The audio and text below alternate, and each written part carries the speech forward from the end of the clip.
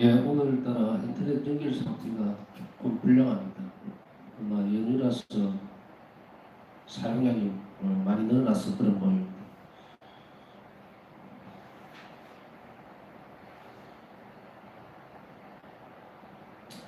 예, 어제 읽기에 이어서 오늘 읽기 내용은 이제 단락이 좀 바뀝니다. 단락이 바뀐다고 해서 특별할 건 없죠.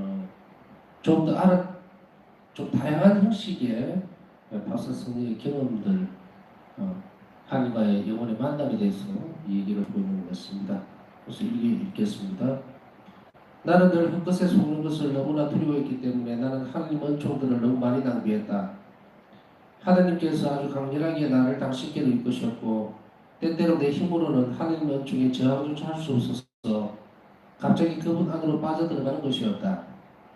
이럴 때마다 예수님께서는 나를 크나큰 평화로 채워주셔서 나중에 내가 불안한 생각을 하려고 노력을 한다 해도 전혀 불안을 느낄 수가 없었다. 그리고 나는 내 영혼 안에서 이런 말씀을 들었다. 너에게 이런 모든 것을 요구하는 것이 나 자신이라는 확신을 내게 주기 위해서 나는 너에게 기쁜 평화를 준다. 이제는 네가 아무리 놀라고 걱정하려고 해도 네가 원하는 대로 그렇게 되지 않을 것이다. 네 영혼이 자신을 잊어버릴 정도로 커다란 사랑이 네 영혼에 넘쳐 흘릴 것이다. 흘러 넘칠 것이다. 예수님께서는 나중에 또 한 사람의 사제 소복의 신부를 내게 보내주셨고 그 사제를 통해 내 영혼을 열어 보이라고 내게 명하셨다. 처음에 나는 약간 망설이면서 그 신부님에게 내 영혼을 열어 보여드렸다. 그러나 예수님의 엄한 꾸지람으로 나는 영혼 안에 깊은 겸손을 갖게 되었다. 신부님의 지도를 받으면서 내 영혼은 하나님의 사랑에서 빠르게 진보해 나갔고 주님께서 원하시는 많은 일들이 외적으로 실행되었다. 신부님의 용기와 깊은 겸손에 난 여러 번 놀라고 감동했다. 그렇게도 많은 은총을 낭비해버린 얼마나 불쌍한가. 나는 하나님께로부터 도망쳐 다녔고 주님께서 내게 영적 지도자를 주신 다음부터 나는 더욱더 은총에 충실하게 되었다.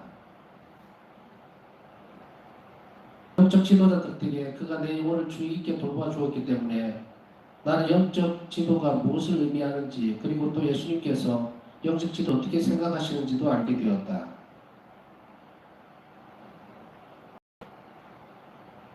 예수님께서는 아주 사소한 잘못에 대해서 내게 경고하셨고 내가 지도 신부에게 말씀드리는 모든 것을 예수님 친히 판단하실 것이라는 것을 강조하셨다. 그리고 예수님께서는 내게 말씀하셨다. 고해 신부에게 저지른 잘못은 무엇이든 바로 내게 저지른 잘못이다. 지도 신부님의 지도를 받으면서부터 내 영혼은 깊은 명상과 평안을 체험하기 시작했다. 그리고 내 영혼 안에서 이런 말씀을 자주 들었다. 전투를 위해서 내 힘을 키워라.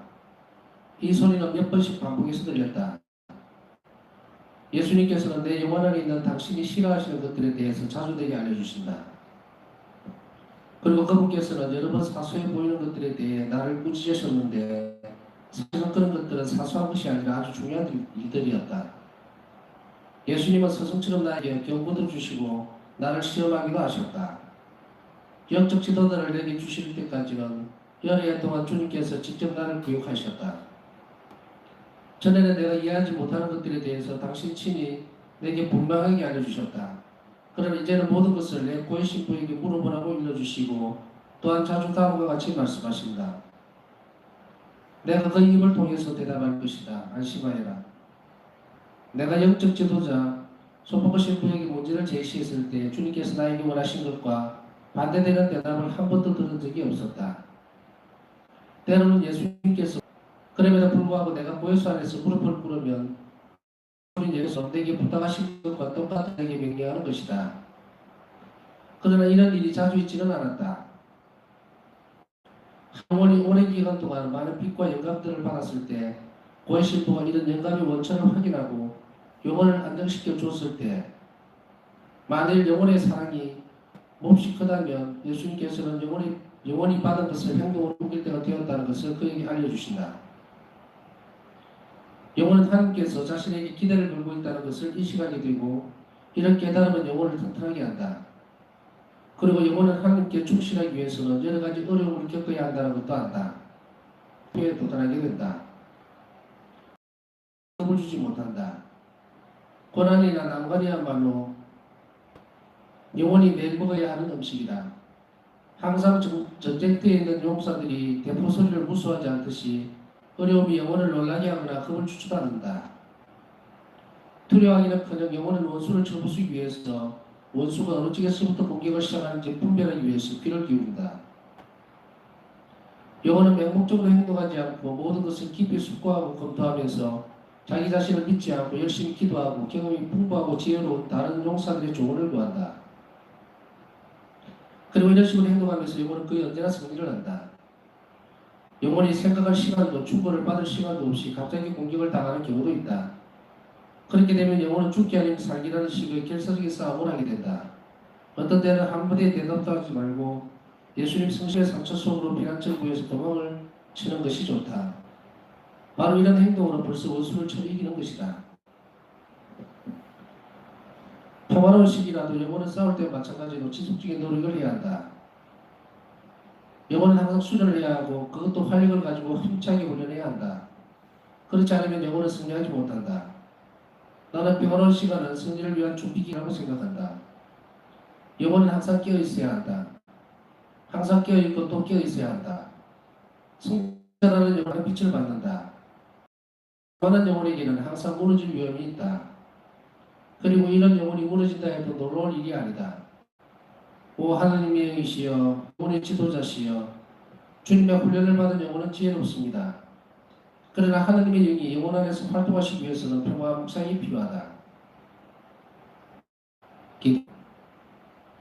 영혼은 온갖 종류의 전투를 위해서 기도를 무장해야 한다.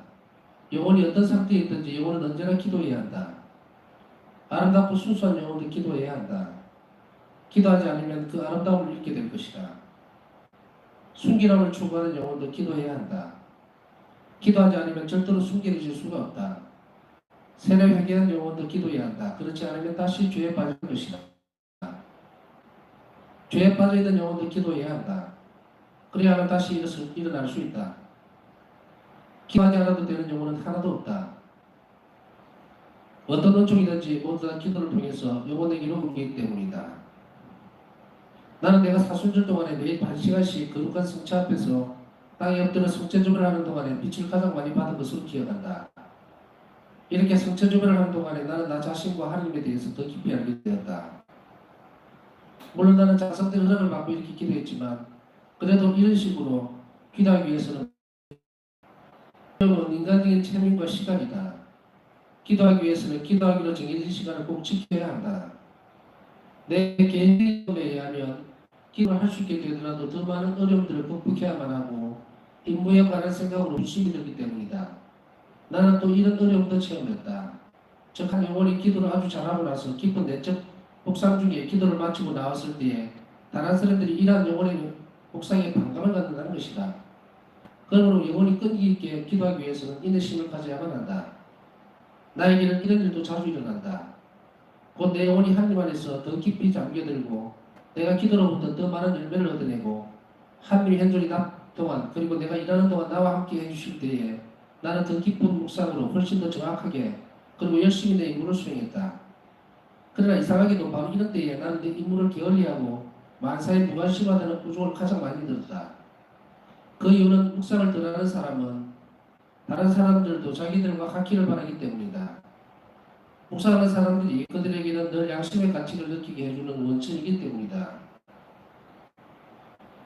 비록 아주 단순하지만 섬세한 감성을 가지고 민감한 영혼은 모든 것 안에서 하나님을 보고 어디서든지 하나님을 발견하고 가장 깊이 감춰져 있는 그 안에서도 하나님을 발견할 줄 안다. 이런 영혼은 모든 것이 다 중요하다는 것을 발견하고 모든 것을 높이 평가하고 모든 것 때문에 하나님께 감사한다. 이런 영혼은 모든 것에서부터 영혼을 위해서 유익한 것을 얻어내고 모든 영광을 하나님께로 돌려드린다. 이런 영혼은 하나님께 온전히 있다가고 시련이 닥쳐와도 혼동을 느끼지 않는다.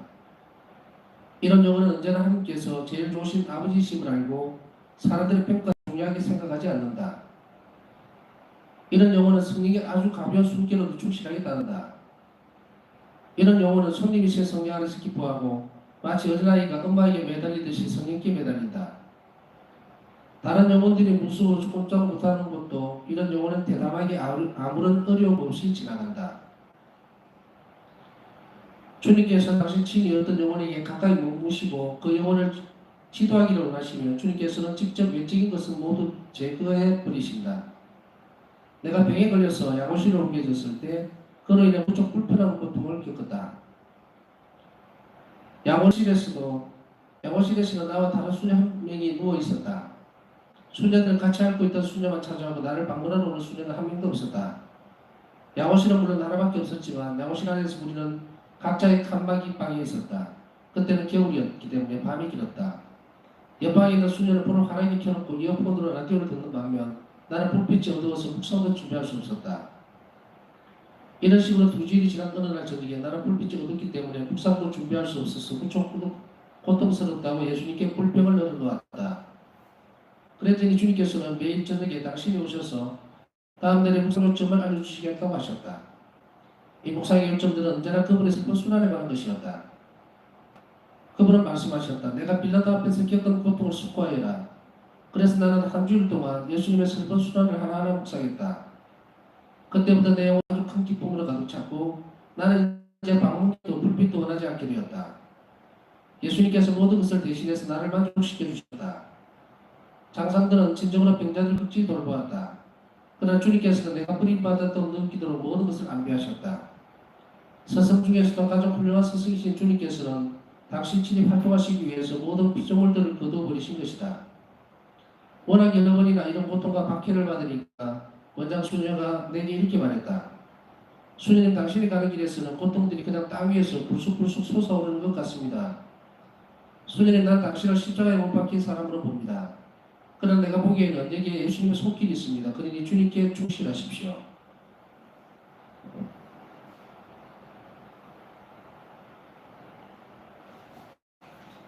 네, 오늘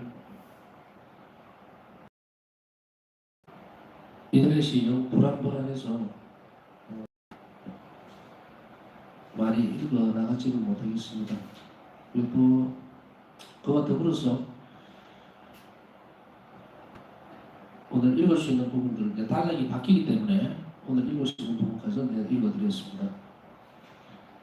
단락이 바뀌면서 바울상 성령에게 오늘 읽기에는 영혼이 하나님 앞에 꾸준히 머물러야 되는 방법에 대해서 몇 가지를 찾아볼 수가 있습니다. 계속 강조되어지는 것이 보입니다. 바울상 성령의 영혼이 어렵고 힘들 때일수록 더욱더 적극적으로 영적 지도자에게 의지해서 그분의 판단을 마음속에 평화를 가져라는 거예요. 그리고 이 평화로움은 바로 예수님께서 직접 주시는 것이다, 이렇게 말씀하시는데요. 자, 첫째로 우리가 한번 묵상 중에 오늘 대체법어야 하는 내용은, 나는 우리가 고해 성사를 보게 고해 신부들 나이 얻어주고 있는 그 신부를 얼마나 신뢰하는가에 대한 문제. 혹시나 외적인 이유로 인해서 그 안에 들어있는 그리스도의 신성성, 다시 얘기하면 예수님께서 직접 나의 고백을 듣고 그리고 귀를 기울이시고 그리고 자비로운 마음으로 우리에게 필요한 은총을 주신다는 것에 대한 확신을 나는 과연 가지고 있는 것인가?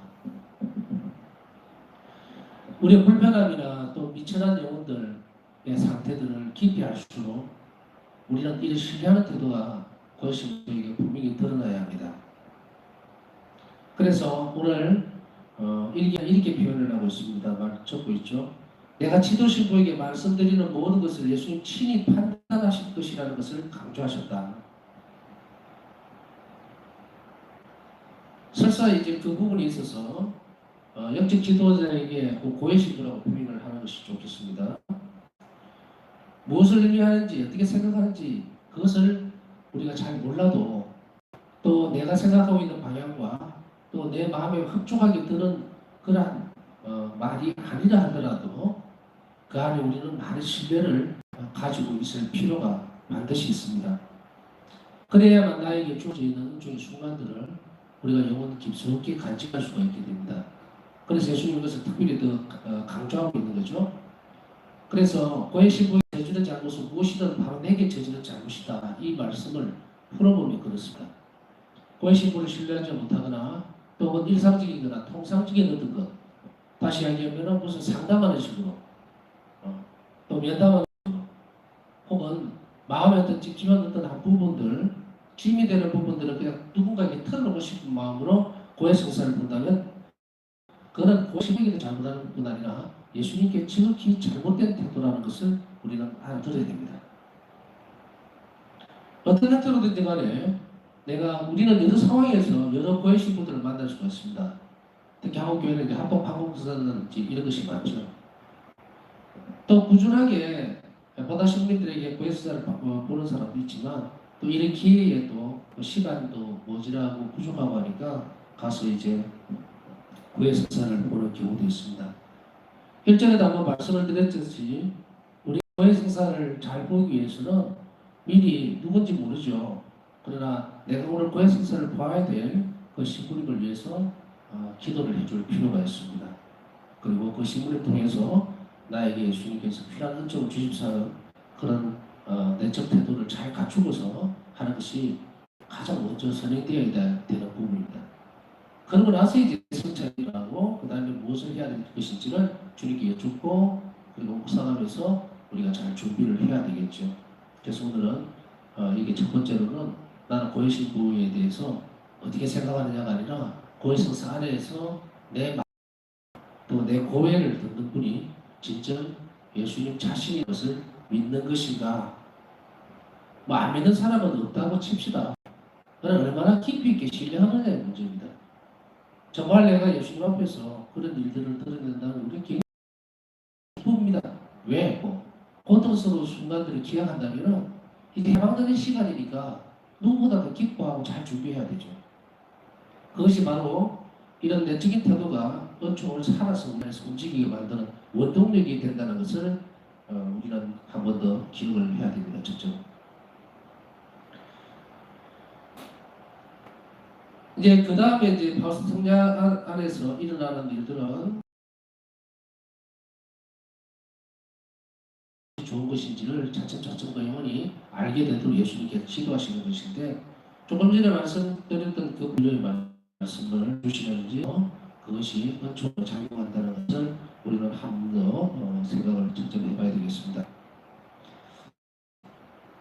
자, 어떤 경우에는 우리 영혼들이 아주 난처한 경우 그러니까 여러 가지 상황들이 많이 있을 수 있겠죠. 그것은 왜냐하면 나를 성실하게 예를 들어서 기도를 잘하고 나오는데 갑자기 바깥에서 시비가 붙는다든지 아니면 엉뚱한 사람이 나를 방어한다든지 헐뜯는 말을 듣게 된다든지 이렇게 전혀 준비도 안 되는 상태에서 이렇게 들어올 경우가 있어요. 그럴 때는 굳이 그것에 대해서 용감하게 맞서기는 하지만 그것에 대해서 많은 어떤 전투력을 높일 필요는 없다. 그래서 영혼의 생각과 시간을 충고도 받을 시간 없이 갑자기 공격을 당하게 되면 죽게 살기를 결사하게 싸움을 하게 됩니다. 이게 막 바깥으로 치고받고 싸우라는 말이 아닙니다. 내적으로 투쟁을 하게 되죠. 그것은 왜냐하면 기분 나쁘죠. 안 좋고 금방 내가 기도를 열심히 하고 났는데 적시로 이렇게 파고 들어버릴 때 어떤 데 미사 끝나고 영성제까지 다 하고 나갔는데 갑자기 어떤 좋지 못한 상황에 맞닥뜨릴 때는 굉장히 당황스러울 수 있습니다. 그러니까 일일수록 외적으로 표현을 하기보다는 내적으로 이제 영혼은 잘 준비돼서 전투력을 높여야죠.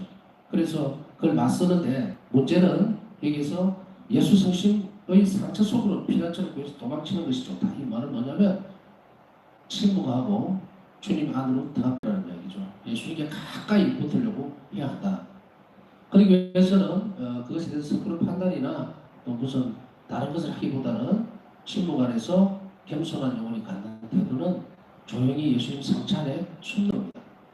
피난처가 그곳입니다. 그래서 그곳에서 위로를 받고 이런 억울한 상황, 잘못된 상황, 또 뚱뚱한 상태 그런 것들이 잦아들 수 있도록 주님께 것이 맞다는 이야기입니다.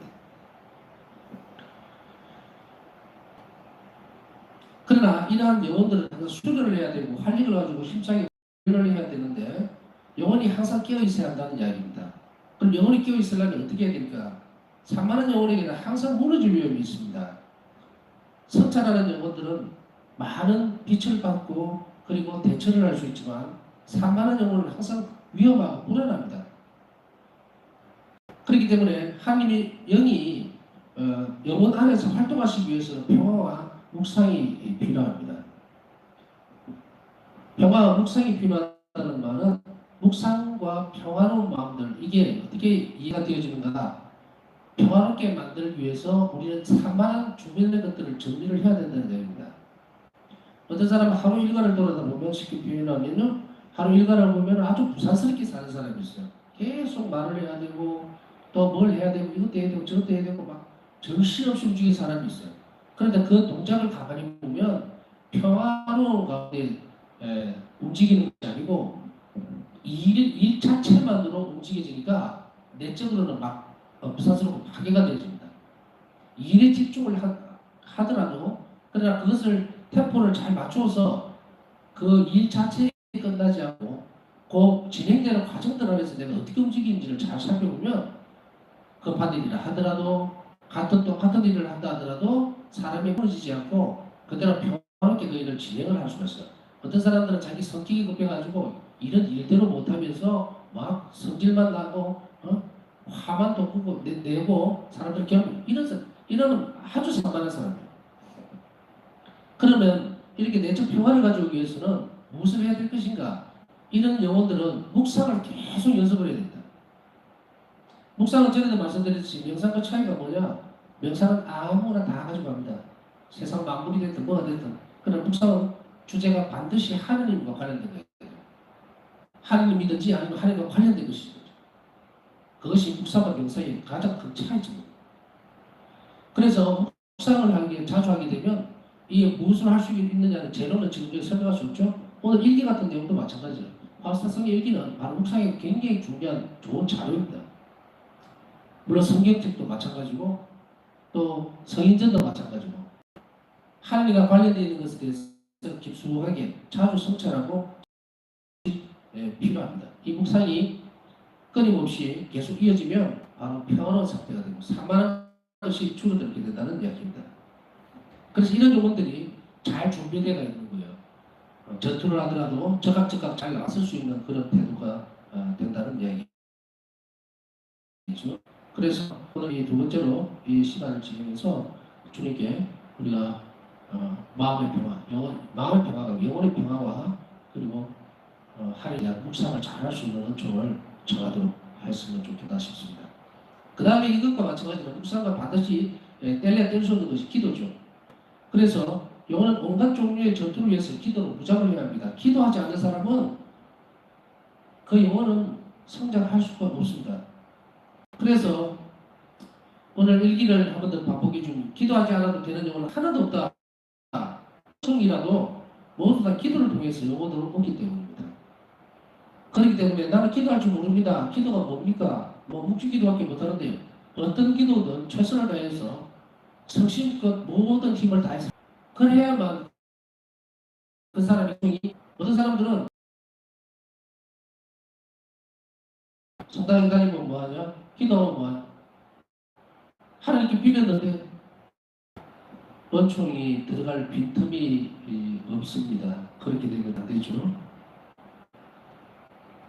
그 다음에 영혼이 반드시 알아들어야 할 기도하기 전에 반드시 알아들어야 할 내용들을 여기 마지막으로 세 번째로 강조하고 있습니다. 뭐냐면 반드시 알아야 할 것은 기도하기 위해서는 그리고 기도 시간을 채우기 위해서는 인내심으로 무장을 해야 한다. 그리고 외적인 어려움과 내적인 어려움을 용감하게 극복해 나가야 된다. 여기서 내적인 어려움은 무엇이냐? 낙다, 몸이 건조함, 영적인 슬픔, 그리고 유혹들이다. 내적인 어려움입니다. 이것을 우리는 내적인 어려움이라고 표현하고 있지만 분심이라고 우리는 쉽게 이야기할 수 있습니다. 현실적인 어려움, 고통, 내가 겪어내야 될 것들, 걱정거리 이거 전부 다 이것을 극복해 나가야 됩니다. 하나님 앞에 섰을 때에 성체조배할 때에 이런 분심과 걱정거리를 모두 다 내려놓지 않으면 우리는 어떤 형태로 그 영혼을 바라보니까 예수님이 믿지 않는 사람으로 보는 겁니다. 믿는 그것이 주님 손에 맡겨 있다는 것을 분명하게 표시를 해야 됩니다. 그러기 위해서 해야 되고 그 걱정거리를 내려놓아야 된다는 얘기입니다. 이것을 이제